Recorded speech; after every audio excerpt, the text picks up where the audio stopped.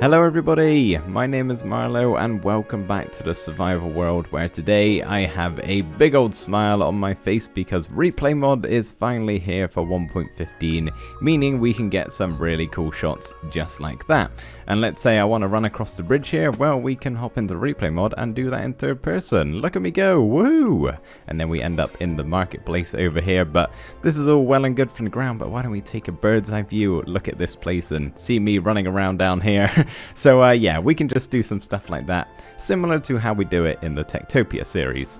And no, don't worry, we won't quite be using it as much as I just did there. That was simply to give you an idea at the type of stuff I like to do in my videos when I have replay mods. So this is what we built up last episode, our cleric's building, and a lot of you guys seem to really like it, so thank you for that. And I just want to quickly talk about some of the things you guys were helping me on. Basically, you said the whole village plan of how this is all going to work with the trading of the villagers and building this custom village is going to work. I'm not going to go through that plan again because I spent long enough talking about it in the previous episode, so you'll have to check that one out if you want to hear about what I'm going to be doing with these guys. But yeah, what I have in mind is going to work according to most of you, so there may be a few complications on the way, some of you are saying, but it should all work out in the end, which is awesome to hear. So thank you for the help and the feedback and just the general villager tips you guys gave me. I'm not super experienced with these guys. Something I have added in between episodes is just this small little entranceway here for people to get in if they're coming through on foot instead of via boat through the big entrances over there. So this is just a very simple little thing. There's nothing too special about that, but I think it looks pretty good. So yeah, we have this way in, which will be kind of like the main village walkway through the town, not center, but where a lot of the shops are going to be. So yeah, that's something I've added in, and we're actually going to be doing some more work on making a couple of these houses here. I've designed myself a stonemasonry here. I again don't know if that's the correct term for the building, but I've got something in mind which I think should slot nicely into this gap right here, and we may do one or two others if I can get around to it. But for today, we're going to be building this one, which we're going to jump straight into a replay mod time-lapse for this. I don't have to use my second account. This is going to be just so helpful, a million times better. Whilst we build the stonemasonry in the background, I just want to make a small announcement here, nothing too extraordinary, don't get your hopes up too much, but I just want to let you guys know that I now have a second channel, which is where I'm going to be uploading all of my live stream replays. So for those of you who don't know, and most of you probably do now, so apologies for keep going on about it every now and again, but I stream every Sunday on Twitch at 7 PM UK time, and a lot of you guys have told me that you either can't make it or don't have Twitch in your country, or various other reasons of why you can't watch a live stream. So I've had some people ask me to set this up, and I thought it would be a good idea in general. So there's a second account now, which should be linked in the description. I'll put it on the cards or something as well for you guys. So you can subscribe to me over there if you want to watch the replays. Here on YouTube should be better quality and all of this sort of stuff. So yeah, I should already have a couple of them uploaded on there already, and I'll get them out basically as soon as I can once I'm finished with the live stream every week. So yeah, hopefully that will benefit some of you guys who can't always make it to the streams but want to. And I should say I don't currently have any plans to upload anything else over there other than the live stream replays, but I'm not saying I never will in the future. Maybe far down the line when I have more time I can play some other games perhaps, or just kind of one-off random videos that I don't really want to put on my main channel here. So yeah, I may do other stuff like that. Again, far down the line, I don't have any plans for that sort of stuff in the foreseeable future, so for now it's just going to be the streams. So this is the stonemason's house, and there's nothing really in particular about the main structure here itself that says this belongs to a stonemason, other than possibly the stone on the bottom half of the build here. That was intentional, but yeah, for the most part it's just a regular old house. The thing that makes it the stonemasonry is this part over here, the work area where our villager will have his stonecutter and go to work. So I wanted it to be somewhat outside. I couldn't really do so much with it because obviously I had to make sure he's not going to be able to get out, and I've done some testing. He shouldn't be able to because they cannot fit under, you know, they're 2 blocks tall, so they can't fit under this trapdoor like I can here. They'll hit their head and stop. So yeah, that should work and keep him safe, so he's going to be working over there. And yeah, just this build in general is a little bit different to what I would usually do. As I've said many times, I'm trying to challenge myself with this village and do build styles I wouldn't usually do. Like diagonal building, for example, we've got a little bit of a curve to this one here. Nothing too extreme, only by 2 or 3 blocks it juts out, but I think it adds a little bit something to the build. And we also have building with even numbers here, which is something I try and avoid entirely for the most part, especially with builds like this, just because it's 10 times easier with odd numbers. But yeah, I don't think that looks too bad from the ground here. If we actually just take a fly here and land on the roof, it looks a little bit more funky. As you can see, I've had to do the most I can with the situation, really. So the top of the roof doesn't exactly look amazing, but I don't think it looks horrendously bad. At least it's okay. Diagonal buildings and stuff like that generally looks a little bit funky, so I think it's okay. We can let it slide. But yeah, this is the outside of the building. I have yet to do the inside. It's very empty in here, so that's what I'm gonna get working on now. I have finished the inside of that building and I will show you in just a second, but for right now, do you guys remember the gunpowder farm we built a couple of episodes ago with the creepers, and also the sugarcane farm that we did in a live stream and I showed it off? Well, here is my sugarcane supply. Yeah, not the best, it's only a small thing round the back, but this is all of my gunpowder. We've got this chest here, these 2 are empty, but we've got this one and this full one down the bottom.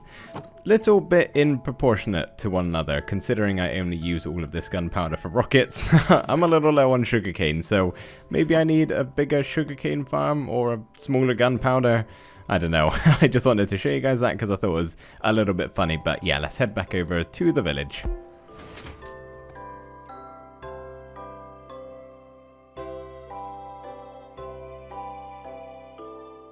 Heading on inside, you can see we are immediately greeted by some trapdoors, because that is how we're keeping the villagers inside of our buildings here safe. But on this bottom level here on the inside, we've really just got some storage. There's not a whole lot going on down here. It's not exactly the biggest of buildings, I should say, but outside in our stone cutting area, you can see we have the actual stone cutter. So this is where the villager will spend pretty much the majority of his day stood beside this thing, probably stepping all over it, cutting up his legs as he does. And yeah, we just got some other details placed in, as well as all of this cut stone round the back, ready to be distributed round to the village for whoever needs it.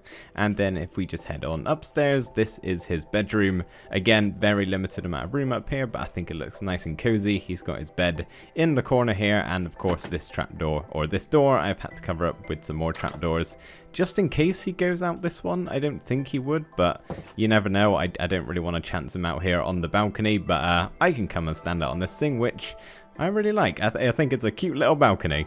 I think as we make these buildings for all of our villager professions, we're just going to bring them on over and store them in place. There's no real reason not to. So in case you missed last episode, we built a villager breeder somewhere over here at the end of these tracks, and I actually haven't checked on it since the last episode, so I have no idea if we have, you know, just a mass amount of baby villagers here, or grown up now, I would imagine, waiting to come out. It sure sounds like we have a lot. Yep, okay. I did get some comments from you guys saying to turn this machine off, which I'm actually going to do now. We should be able to, I don't want to flick the wrong trapdoors here, but flick down this one, and oops, no, I'm trying to sleep in the bed. That was scary. Flick up that one as well, and hopefully, there you go, have your carrots back. That should stop the breeding. I've fingers crossed anyway. So yeah, I've got plenty of villagers down here now, probably enough for all of the professions we're gonna do in the near future. But yeah, I'm gonna grab one of these and bring them on over to become our stonemason.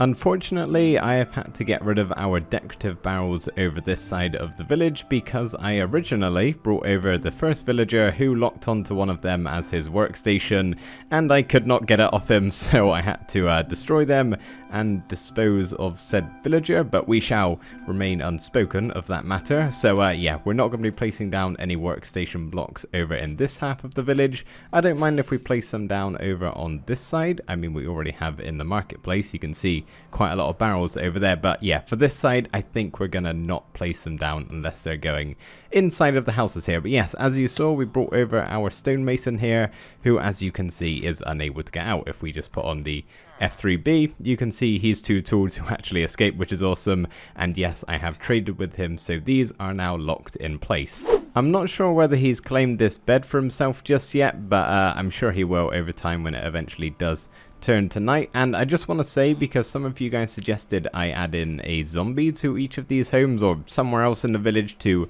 kill them, and then I can cure them and get some super cheap trades, and I've been thinking about doing that, but I think I've decided that I'm not going to bother for the most part, because I don't really care for super cheap trades. I'm mainly just doing this because I can. I don't actually know how much I'm going to trade with these villagers.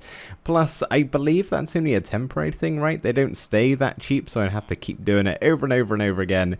And I think it's just going to be a bit of a hassle and make the building even more difficult than it already is. Cool, so that is the stonemason's building all done. This guy is still trying to escape. Aren't you, buddy?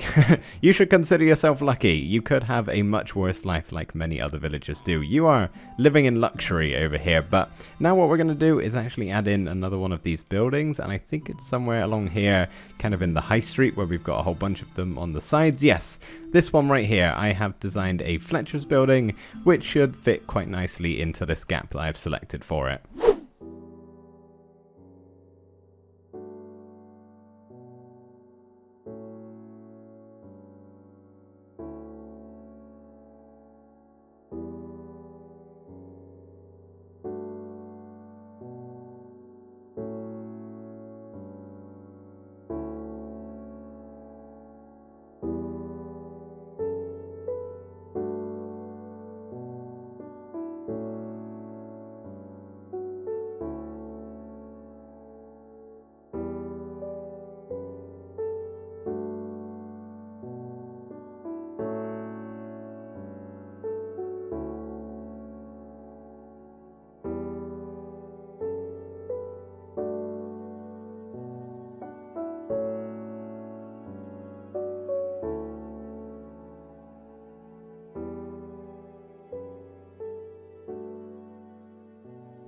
So this house right here was actually the first ever building I designed in the style of our village here, before we even did the entrances or the walls or I planned out the meeting hall.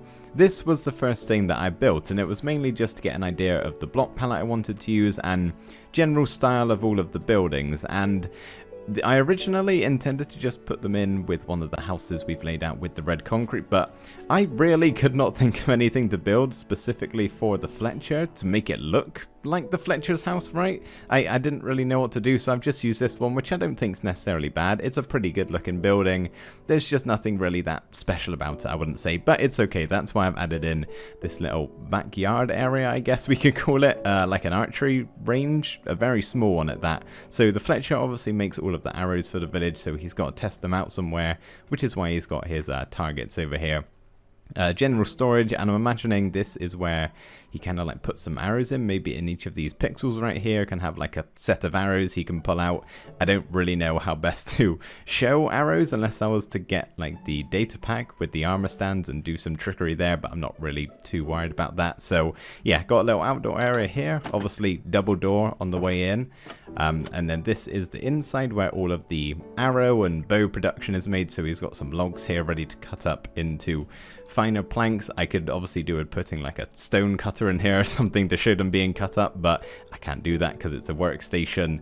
And then imagining this is like a bow being made. I've just collected a load of armor stands and put them together. I don't know, it's a bit of a stretch with all of this, and this is meant to be like string, right? He can peel off a little bit of this and use it for the actual string of the bow.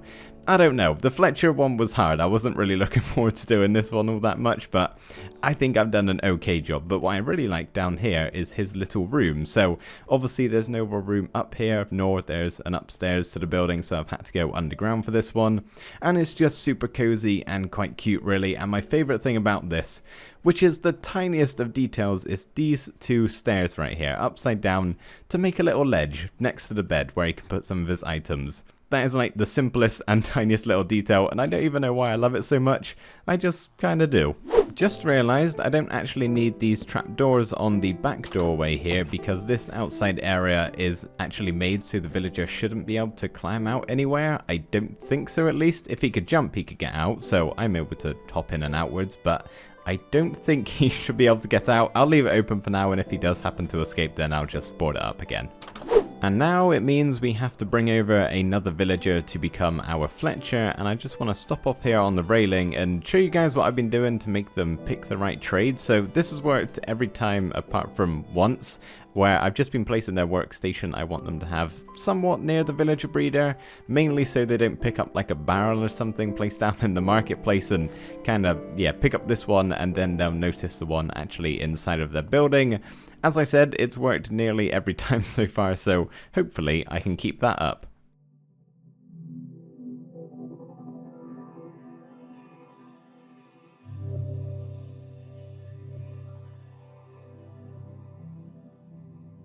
As you can see, we now have this guy in place, as per usual, desperately trying to get out the door. You got a backyard, dude. Go out there, have a play around, do some shooting of the arrows.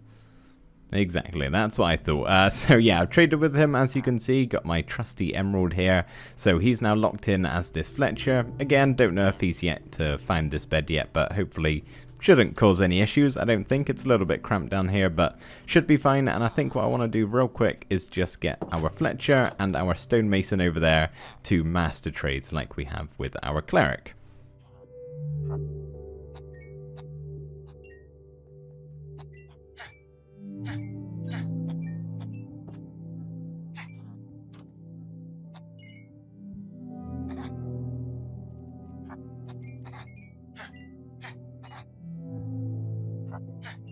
Couldn't quite make the Fletcher into a master during the time lapse, but he and the Stonemason are now master level. I'll just go and show you here in case you don't believe me for some reason, although you did just see me do that. So yeah, something I didn't realize with these villagers is they actually differentiate their trades between certain villagers. Like the Mason isn't always going to have these exact trades, and none of them will, you know, be exactly the same. And I didn't realize that for some reason. I thought they were all identical. I have no idea why. There's nothing really to make me think that. I just kind of did. So thankfully for the Mason, the Cleric, and the Fletcher, the ones we've placed in so far, not really awfully worried about actually trading with them a hell of a lot. So I don't really need to get new ones of those. But for the like weaponsmith and the armorer and toolsmith and the librarians, obviously, I think I'm going to have to do some trading with them over there and kind of pick a favorite and then bring that one over. Although I suppose I could like do the whole breaking of the workstation trick. So yeah, on certain ones I'll probably have to mess around with them a little bit over there, which will make it a teeny tiny bit more complicated and probably a bit more of a longer process. But yeah, for most of them I don't really care too much what they're offering. I'm just, again, I've said this before, doing it because it's a cool concept. The last thing I want to do in today's episode is improve the look of our villager breeder, which is under the ground here. If I can just break a couple of blocks here and show you, just down there. Oh, lost my grass, that's okay. So yeah, the villagers are down there, and I could just leave it covered up. It really doesn't matter too much, but because it's right at the surface here, I think it'd be kind of cool to like give him his own little skylight, so he's not just trapped down there having nothing to look at. At least this way he'll be able to get some sunlight beaming in, and I think it should be pretty cool. A little bit like the underground base I have on my channel, or just the, you know, general houses built underground with the big old glass skylight as a roof. So this is what I have created, and I think it looks okay. It's nothing extraordinary or anything like that, but yeah, it just kind of stands out a little bit, so I'm honestly not entirely sure whether I'm going to keep this or not. I'll maybe see what you guys say about it. Also, I don't know if I I like these things or not. You guys can of course let me know in the comments, and I will be sure to, if we do keep it, decorate the outside of that and make it, you know, not horribly ugly. I'll probably tackle that in a live stream. But yeah, this is something, I guess, and it looks cool like this. I like how this looks, okay, but this is without my texture pack on. With my texture pack on, it looks like this, because with custom texture packs, you have to make your own connected textures basically, and for some reason, I've never been able to figure out how to do it. I always have problems. The glass blocks actually work fine, like if I was to do it, I could get all of this to look nice and neat like I did before, but glass panes look a little bit funky. So yeah, this is how I play Minecraft, and I don't really like this. I mean, the mountainside house is just over here, and I don't like the look of that either. Hopefully one day I'll be able to sort out the connected textures, but yeah, that's another reason why I'm not overly keen on keeping it. But again, you guys can let me know what you think about this in the comments. It only took, you know, a matter of minutes to put together, so if you think we should get rid of it, I can always go ahead and do that. But guys, I think that is actually going to do it for today's episode. I really hope you did enjoy watching. As always, next episode we are going to be doing some more work over on the village behind me, and yeah, hope you enjoyed this one. Thank you very much for watching, and I will see you next time. Bye for now.